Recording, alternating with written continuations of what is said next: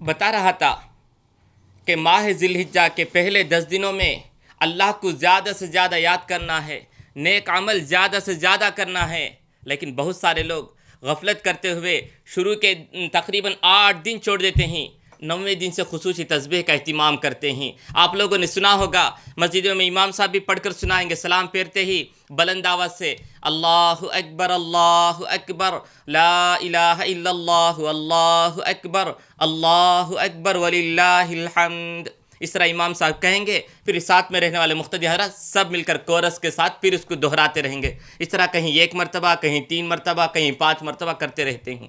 میرے محترم دوستو، یہ غلطی ہے، اس طرح نہیں ہونا چاہیے۔ شروع کے 8 دن چھوڑ دیتے ہیں، اور 9ویں دن سے لے کر پھر 13ویں دن تک اسی کا اہتمام کرتے ہیں۔ یہ تو تقریباً شروع کے 9 دن 8 دن اسی میں غفلت کا شکار ہو جاتا ہے۔ یہ پہلی غلطی ہے، اس طرح نہیں ہونا چاہیے۔ دوسری بات، اللہ کے نبی صلی اللہ علیہ وسلم سلام پھیرنے کے بعد، امام سلام پھیرنے کے بعد پڑھنے کے لیے الگ سے کئی دعائیں سکھلائے ہیں۔ اللہ اکبر، اللہم انت السلام ومنک السلام، وہ دعا ہے، استغفر اللہ استغفر اللہ استغفر اللہ، یہ تسبیح پڑھنا ہے۔ سب کو چھوڑ دیتے ہیں، درمیان میں اس کو لا کے داخل کر دیتے ہیں۔ اس کے لیے کوئی ثبوت نہیں ہے، اس لیے ایسا کام نہیں کرنا چاہیے۔ اور تیسری بات، یہ جو تسبیح پڑھتے ہیں، یہ جو بلند آواز سے پڑھتے ہیں، اس کے لیے ثبوت نہیں ہے، حدیثوں میں اس کے لیے کوئی دلیل نہیں ملتی، اس لیے یہ غلط ہے۔ اور اس میں چوتھی غلطی یہ کہ جو لوگ تاخیر سے آتے ہیں، صف میں پیچھے کھڑے رہتے ہیں، سلام پھیرتے کھڑے ہوتے ہیں، ان کے لیے بہت خلل ہوتا ہے۔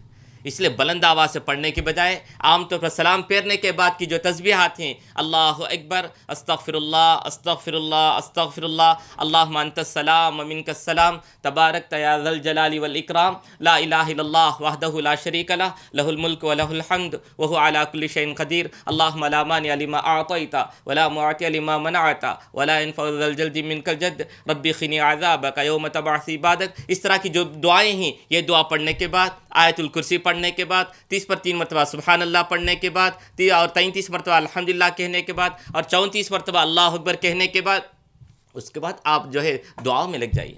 یہ سب کو چھوڑ کر درمیان میں اس کو لاکھ شامل کرتے ہیں، اس کے لیے کوئی دلیل نہیں ہے، بدعت ہے۔ یہ دین میں نئی چیز ہے، بدعت ہے، اس سے بچنا ضروری ہے۔ میرے محترم دوستوں، میرے بزرگ اور بھائیوں، ماں اور بہنوں، ایسی غلطی آپ مت کیجیے، بلکہ آپ سے ہو سکے تو اسے پوری طرح بچے رہیے۔ آپ سے ہو سکے تو امام صاحب کو بتا کر اس کو روکیے۔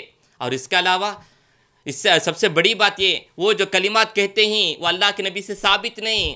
اللہ تعالیٰ دین سکھلانے کے لیے نبی کو بھیجا، جس نبی کو بھیجا اس نبی سے الفاظ ثابت نہیں ہیں، تو معلوم ہوا کہ دین سے تعلق نہیں، اس لیے یہ کلمات کہنا غلط ہے، اس سے پوری طرح بچا جائے۔